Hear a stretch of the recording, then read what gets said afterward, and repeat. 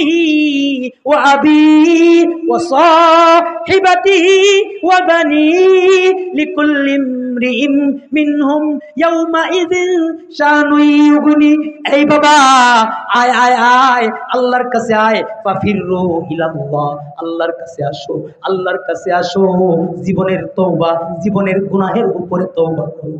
আল্লাহ পাক রব্বুল আলামিন হযরত মুসা আলাইহিস সালামকে ডাক দিয়া কয়, এই মুসা, তোর এই মুসল্লিদের ভিতরে একটা নাফরমান আছে যে নাকি 40 বছর ধইরা আমার কদমে একটা সেজদা দেয় না, এর জন্য আমি তোর দোয়া কবুল।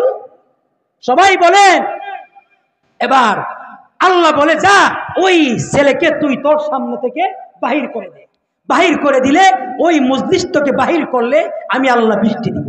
প্রতিমধ্যে এই এলান হওয়ার পরে এই বাবা মুসা আলাইহিস সালাম আয়েশা এলান করছে, কে মন আছো আল্লাহর নাফরমান, এখান থেকে বাহির হও, হইলে তোমার বাহির হওয়ার উপরে আল্লাহ পাক বৃষ্টি দিব।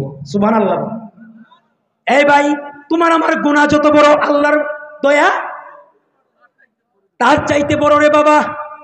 এই বাবা, এই এলান করার পরে এবার ওই যে গুনাহগার ব্যক্তি আল্লাহকে কয়, আল্লাহ আমি গুনাহগার, এই মজলিসে কেউ জানে না কিন্তু তুমি জানো। আল্লাহু আকবার। আরো জোরে করে বল আল্লাহু আকবার। হয় নাই জোরে চিল্লায় বল আল্লাহু আকবার। আল্লাহ আমি তোমার কাছে মাফ চাইতেছি। আস্তাগফিরুল্লাহ, আস্তাগফিরুল্লাহ, আস্তাগফিরুল্লাহ। এই বাবা, আল্লাহর কাছে ওই গুনাহগার বান্দা মাফ চাইছে, আল্লাহ তার তওবা কবুল করছে। তওবা কবুল করছে তো করছে, আল্লাহ পাক সঙ্গে সঙ্গে জর্জর করে বারিশ বৃষ্টি আল্লাহ পাক দিয়া দিছে। আরো আসতে সুবহান শেষ। জি জি শেষ করতেছি। এই বাবা জুড়ে বলেন সুবহানাল্লাহ। فقلت استغفروا ربكم إنه كان غفارا يرسل السماء عليكم مدرارا ويمددكم بأموال وبنين ويجعل لكم أنهارا। এই বাবা ইস্তেগফার করো।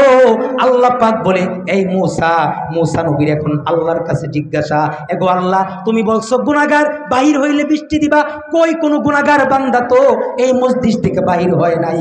আল্লাহ বলে, এই মুসা আজকের বৃষ্টিটা তোমার ইস্তিসকার নামাজের বদৌলতে দেয় নাই, আমার গুনাহগার বান্দার তওবার বদৌলতে দিয়া দিলা। আরো আসতে বলেন সুবহানাল্লাহ, জোরে চিল্লায় বলেন সুবহানাল্লাহ। এ কারণে আসো, এই মজলিসে আসো। এ কারণেই এই বাবা এই সমস্ত ওয়াজ মাহফিল গত 17 বছর আমরা শান্তি মতে করতে অনুমতি লাগছে, গান করতে অনুমতি লাগে না। 95% এই মুসলমানের দেশ বাংলাদেশ, এই দেশ উলামায়ে কেরামের দেশ, এই দেশ শামসুল হক ফরিদপুরের দেশ, এই দেশ মুফতি ফজলুল হক আমিনের দেশ।